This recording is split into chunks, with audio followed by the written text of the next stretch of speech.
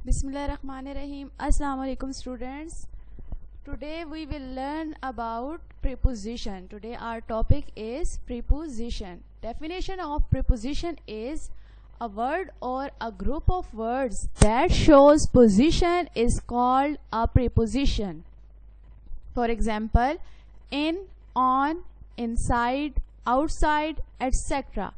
Preposition कहते हैं एक लफ्ज़ को या अल्फाज के मजमूए को, यानी बहुत सारे अल्फाज को जो हमें पोजीशन बताते हैं, मकाम बताते हैं किसी चीज़ का, उसे कहते हैं प्रीपोजिशन. यानी प्रीपोजिशन से हमें किसी चीज़ की पोजीशन का पता चलता है कि कोई चीज़ कहाँ पर है, कोई काम कहाँ पर हो रहा है.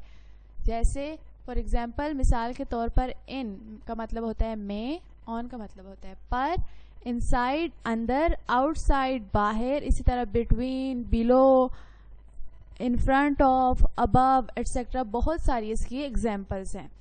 आपने डेफिनेशन ऑफ प्रोनाउन जो प्रीपोजिशन है वो अपनी नोटबुक पर लिखनी है. उसके बाद है वर्कबुक का पेज नंबर 5. ओपन करें वर्कबुक का पेज नंबर 5. उस पे है प्रीपोजिशंस. अब आपको एक पिक्चर दी गई है, उससे रिलेटेड आपको ब्लैंक्स दी गई हैं. आपने पिक्चर को देखना है और ब्लैंक्स को फिल करना है. क्वेश्चन है fill in the blanks using the correct prepositions from the box. ये बॉक्स में आपको प्रीपोजिशंस लिखकर दी गई हैं. इनको आपने सुटेबल जो भी जहां पर भी लगेगी ब्लैंक में आपने फिल करना है. First one is below, between, next to. Below का मतलब होता है नीचे, बिटवीन दरमियान, नेक्स्ट टू आगे, ऑन पर, इनसाइड अंदर, इन फ्रंट ऑफ सामने, अबव नीचे, सॉरी ऊपर, अबव का मतलब होता है ऊपर, इन में, बिहाइंड पीछे. First blank is the gym is between the library and the art room. पहली ब्लैंक उन्होंने फिल कर दी है आपके लिए कि जो जिम है वो लाइब्रेरी और आर्ट रूम के दरमियान में है. Second one is the computer room is dash library. Computer room अब कहाँ है, उसकी पोजीशन कौन सी है, हमें पता चलेगा कैसे. हम बताएंगे the computer room is in front of library. In front of का मतलब होता है सामने, तो कंप्यूटर रूम जो है वो लाइब्रेरी के सामने है.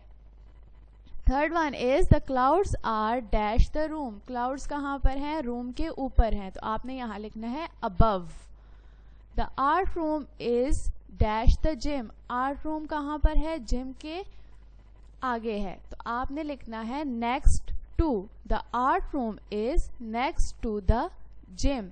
Fifth one is the birds are dash the clouds. The birds are below the clouds. Below नीचे. उसके बाद है the computers are dash the table. Computer table पर हैं, on the table. The computers are on the table. The books are dash the shelves. Book shelves में हैं, तो आपने यहाँ पर लिखना है इन. The books are in the shelves.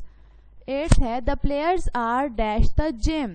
Players खिलाड़ी कहाँ पर है, जिम के अंदर हैं, तो यहाँ पे आपने लिखना है inside. The players are inside the gym. Ninth one is the library is dash the gym.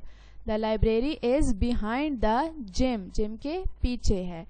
The library is dash the computer room. Library जो है कंप्यूटर रूम के सामने है, तो आपने यहाँ लिखना है इन front of. The library is in front of the computer room. Book पे आपने ये काम करना है, ये ब्लैंक्स को फिल करना है आपने अपनी बुक के पेज नंबर 5 पे. आगे है बच्चों बुक का पेज नंबर 6. इसमें आपको एक पिक्चर दी गई है पेंसिल की और बताया गया है कि पेंसिल किस लिए इस्तेमाल की जाती है. This is a pencil. A pencil is for writing with. Pencil लिखने के लिए इस्तेमाल की जाती है, लिखने के लिए होती है, पेंसिल के साथ लिखा जाता है. This is a house. A house is for living in. घर जो होता है वो रहने के लिए होता है, घर में हम रहते हैं. Now complete the sentences using the given prepositions in the box. You may use a preposition more than one time. आपको बॉक्स में prepositions दी गई हैं, आपने इनका इस्तेमाल करके इन ब्लैंक्स को फिल करना है और आप एक preposition को दोबारा भी इस्तेमाल कर सकते हैं.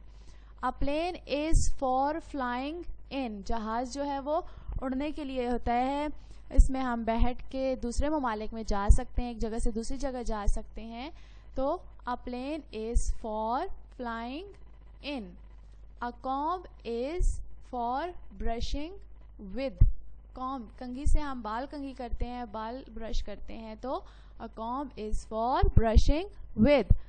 N ear is for hearing with, कान से हम सुनते हैं, तो हम यहाँ लिखेंगे an ear is for hearing with.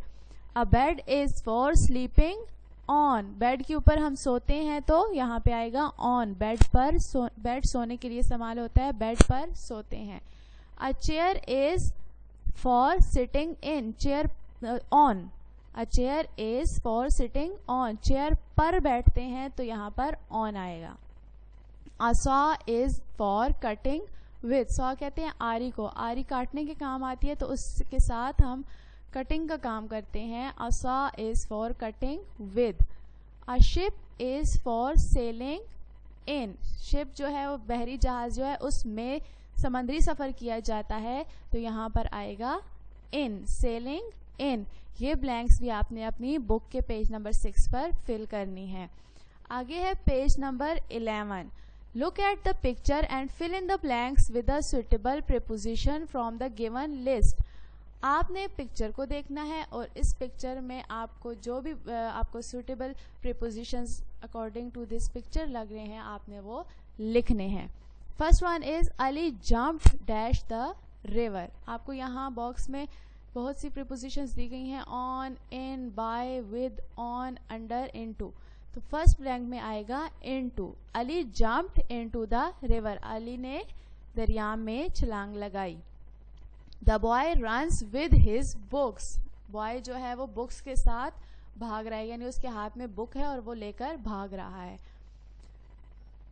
The river flows dash the bridge, under the bridge, जो ब्रिज कहते हैं पुल को, दरिया जो है वो पुल के नीचे बह रहा है, बहता है।